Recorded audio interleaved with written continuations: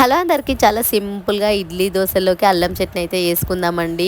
బయట road side తెచ్చుకుంటే ఎంత బాగుంటుందో అదే విధంగా ప్యాన్ పెట్టుకొని అందులోకి ఆయిల్ అయితే వేసుకొని ఒక చిన్న కప్పు వరకు శనగపప్పు అయితే వేసుకోండి. అందులోనే వెండు మిరపకాయలు, అల్లం ముక్కలు అయితే వేసుకొని అవి కొంచెం వేగిన తర్వాత అందులో ఆనియన్, టమాటో వేసుకొని అవి కొంచెం వేగుతున్నప్పుడే అందులో వెల్లుల్లి రెబ్బలు, జీలకర్ర, పసుపు అయితే వేసుకొని ఉడికించుకోవాలండి. వెల్లుల్లి రెబ్బలకు పొట్టు మాత్రం తీయకండి, అలా వేస్తేనే టేస్ట్ ఉంటుంది. అందులో కొంచెం చింతపండు వేసుకొని కొంచెం కరివేపాకు అయితే వేసుకొని అవి కొంచెం ఉడికిన తర్వాత ఒక చిన్న గ్లాస్ వాటర్ అయితే వేసుకొని అది మొత్తం ఉడికిపోయిన తర్వాత చల్లార్చుకొని మిక్సీ జార్లో వేసుకొని కొంచెం సాల్ట్ అయితే వేసుకొని మిక్సీ పట్టేసుకోవడమే. తర్వాత స్టవ్ వెలిగించుకొని పోపు ప్యాన్ పెట్టుకొని అందులో ఆయిల్ అయితే వేసుకొని ఆవాలు వేసుకొని చిటపటలాడిన తర్వాత కొంచెం జీలకర్ర, వెండు మిరపకాయలు, అలాగే కరివేపాకు వేసుకొని పోసేసుకోవడమే. చాలా బాగుంటుంది, ఒక్కసారి ట్రై చేయండి. ఈ వీడియో నచ్చినట్లయితే ఒక లైక్ వేసుకోండి.